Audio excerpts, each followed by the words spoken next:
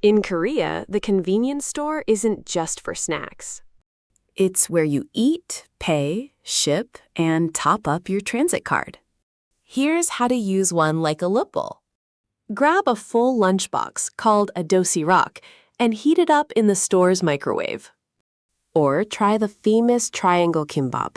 Just follow the 3 steps on the wrapper to open it. You can also make instant ramyun using the free hot water dispenser. Your T-Money card is essential for subways and buses. You can buy a new one right at the counter. To add money, just place your card and cash on the counter and say you want to charge it. Most stores have an ATM, but look for one with a global logo to use a foreign card. If you're living here, you can also pay some utility bills by showing the barcode to the cashier. At CU and GS25, look for the Postbox kiosk to send packages anywhere in the country. The screen is usually in Korean, so have a camera translation app ready. After printing the label, you just pay at the main counter. Not all ATMs accept foreign bank cards, so always look for a global ATM first.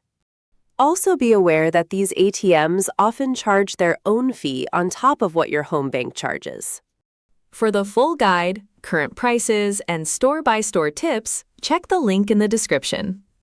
Thanks for watching Korea Basics.